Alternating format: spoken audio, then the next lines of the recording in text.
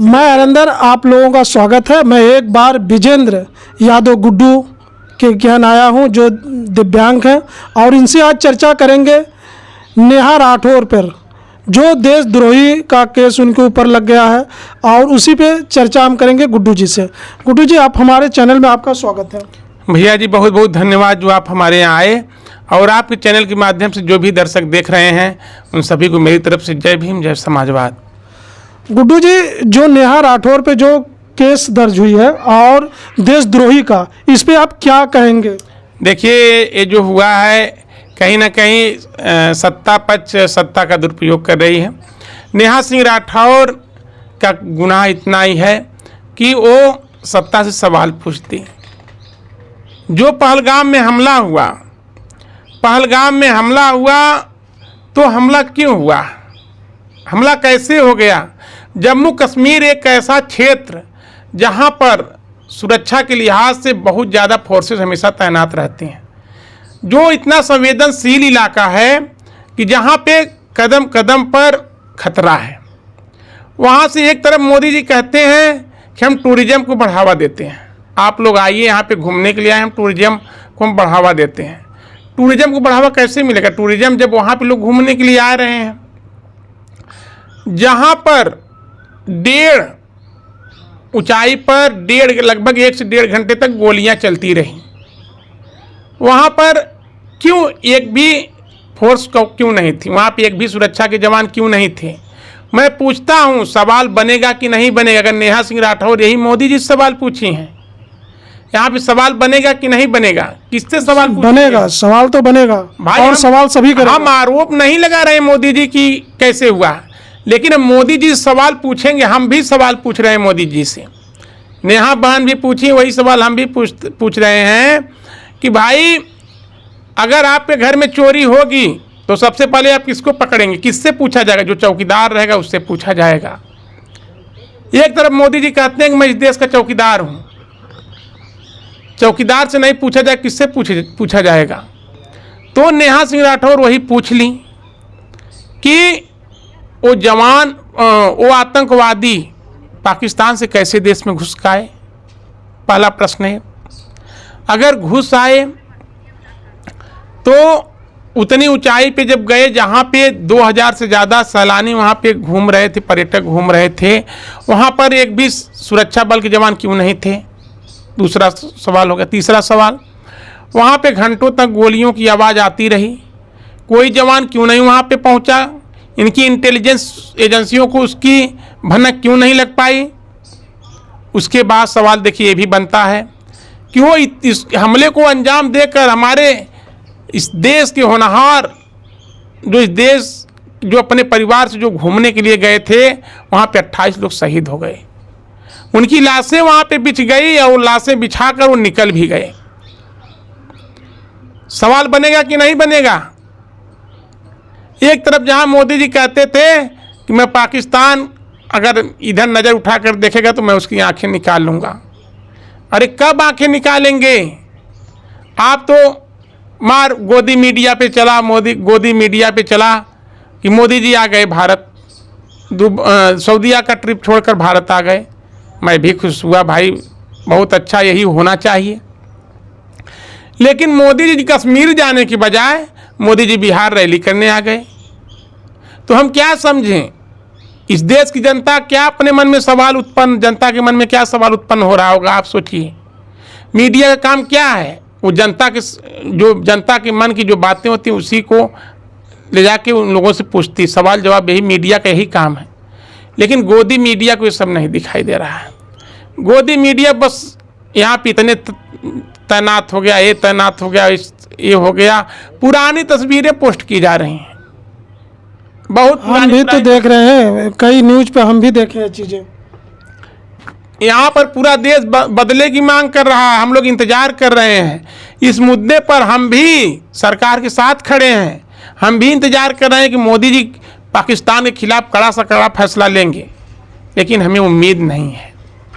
तो मोदी जी के साथ पूरे भारत के लोग हैं, जन जन लोग हैं। 9-10 दिन हो गया, लेकिन हमें उम्मीद नहीं लग रहा। इसलिए न मोदी जी सर्वदलीय बैठक में गए, मोदी जी केरल में अडानी का एयरपोर्ट का उद्घाटन करने चले गए।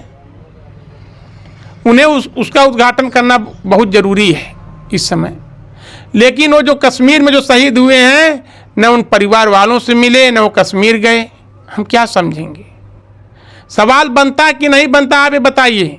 सवाल तो बन रहा है। अगर मोदी जी से सवाल नेहा बांध पूछ ली तो इसमें राष्ट्रद्रोह देशद्रोह कैसा लग सकता है?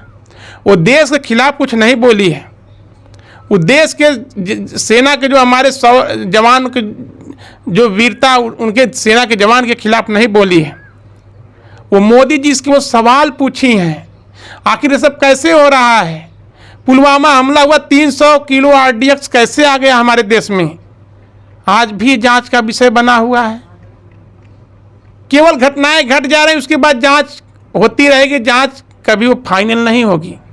लेकिन जिनके परिवार के वो लोग चले गए, उस परिवार से जाके पूछिए, उस परिवार में कोई कमाने वाला होगा कि नहीं होगा? कैसा आज परिवार किस स्थिति में जी रहा होगा? 10 दिन मीडिया पे चलेगा, 10 दिन लोग जाएंगे उस परिवार के दरवाजे पर, फिर क्या होगा उन लोगों का? आप लाख 2 लाख 1 करोड़ दे देंगे, क्या इससे आपकी जिम्मेदारी खत्म हो जाती है?